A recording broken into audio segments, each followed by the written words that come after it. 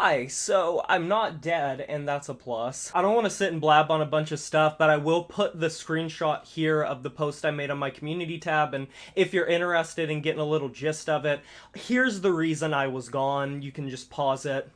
Moving on. TLDR, I might sound like Sean Count Blaggerith periodically because I am kind of in a decent amount of pain. Also, just my throat in general is recovering. TLDR, I had the surgery. It went pretty okay. I had a balloon shoved down my esophagus, had that dilated. My IV decided to die in my arm mid-surgery, and overall, I've been recovering pretty well. It's just kind of like causing me to not really be able to eat or drink or talk for long periods, which is lovely, but I'm a sadomasochist, and I fucking missed you guys so much, and I appreciate the well wishes, the support. It really does mean the world to me. But let's get back into some content. There are quite a few metal genres, and there are even more metal subgenres, so beyond the confinements of black metal and death metal and heavy metal, thrash metal, all those sorts of genres, what are the offshoots of these genres that I personally enjoy or frequent the most? I also want to know what your guys' favorite subgenres are, no matter how niche or micro it may be. Is there a specific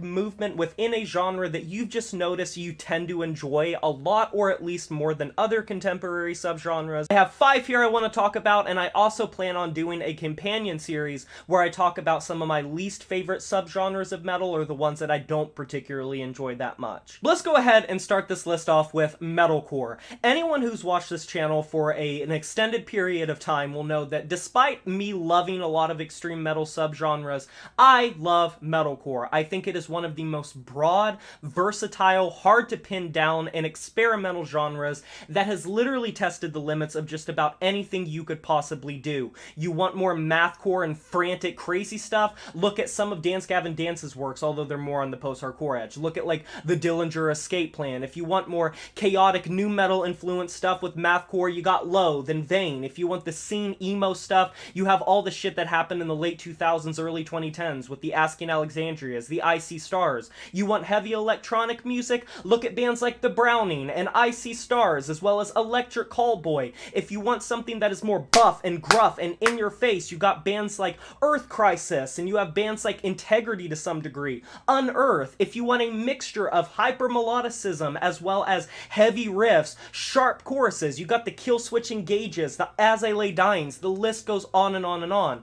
And I think that metalcore has really shown that it doesn't matter how heavy you are, how soft you are, there truly is a band that can fit any sort of criteria, and especially in the modern era of bands like Bad Omens and Spirit Box and Sleep Token kind of bringing metalcore back into the mainstream as if it ever left, it goes to show why this genre has had so much staying power and why it's been one of the biggest metal subgenres of the 2000s, 2010s, and 2020s. It's because it is so versatile and it doesn't pigeonhole itself into one corner. Now, of course, there is a lot of cookie cutter stuff that just blends together that doesn't really do that much interesting, but there are plenty of bands that mix in other genres, that make a little witch's cauldron of influences, and are always testing the limits of what you can do with metalcore. And it's crazy to me that a band like Architects, a band like Converge, and a band like Asking Alexandria can be in the same genre distinction. That shows how big of a genre it is and how much it really pierces through so many different influences to create something that I personally have loved my entire life, pretty much. Ever since I was literally a preteen, I adopted this music genre, and dare I say, it probably is the genre of metal that I have spent the most time with and am the most knowledgeable about. Moving on from there, I want to talk about a movement that I have spoken about and sort of sung the praises of consistently, Blackened folk metal. And this is a subgenre that I feel like a lot of people don't notice they enjoy as much as they do. Because I'm gonna be fucking honest with you guys, there's rarely been a band that has been distinctively, identifiably folk metal that has taken black metal influence that I haven't adored, or has been one of my favorite albums that year or in general, with projects like Sayor, projects like Agalok. To some degree, you could throw Summoning in there, some of Panopticon's work. And this is coming from someone that doesn't really like folk metal that much. I am someone that loves folk music, but I just don't feel like a lot of folk metal sticks with me and really leaves that much of an imprint on me. But black metal, when it's put into folk metal, it just adds such a level of dimension and sorrow and depth that I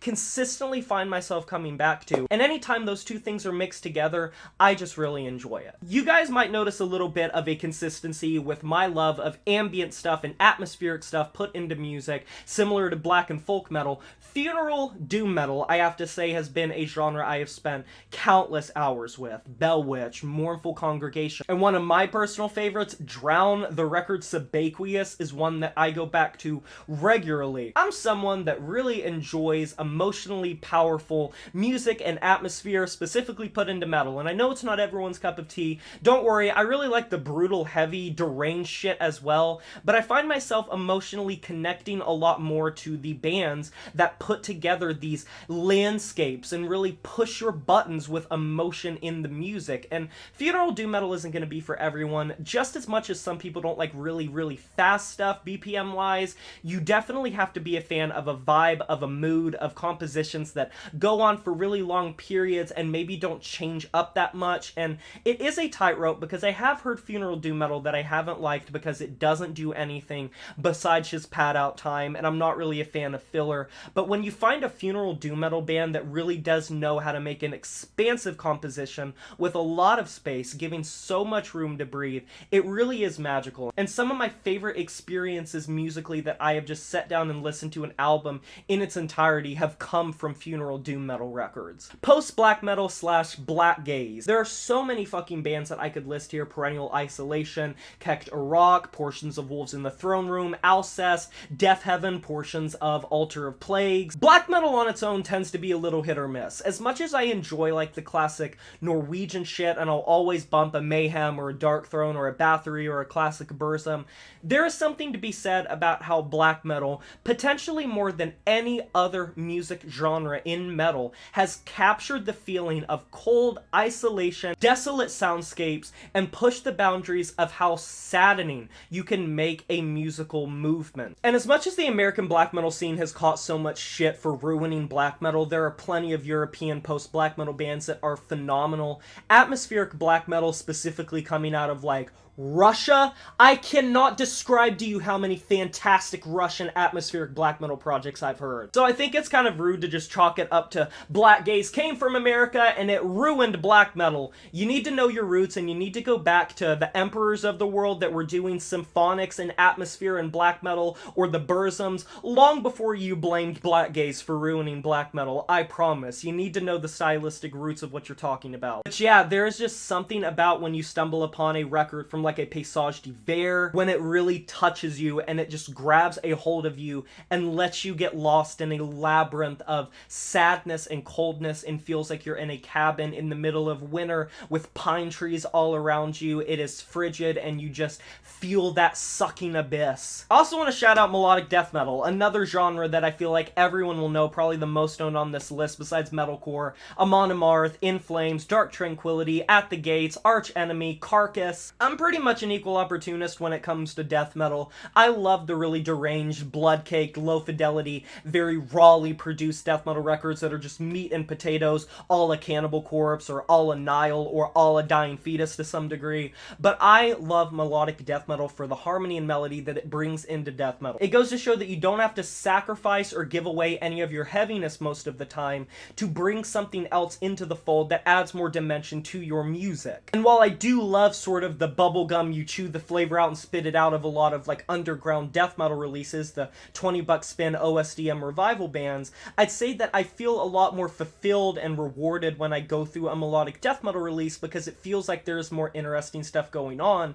With that being said, melodic death metal does kind of have this long-standing tradition of feeling too overproduced, feeling too overcompressed, and in that case I do think that you do compromise some of the heaviness, but I'm not someone that believes that production makes or breaks a record in terms of you gotta be heavy or you have to be non-heavy. Music's always on a spectrum, and to each their own most of the time, if not all the time. What are your guys' opinions of this list? Do you agree? Do you disagree? And what are your favorite metal subgenres? You can let me know down in the comment section below. I can't wait to hear it, and let me know what other videos in this sort of format you would like to see. I would love to hear it. Be sure to like this video if you enjoyed it, subscribe to join the review family today, and smash that notification bell to be notified of my future uploads. You know who it is, my name is Jay Morris, and I'm signing off saying farewell.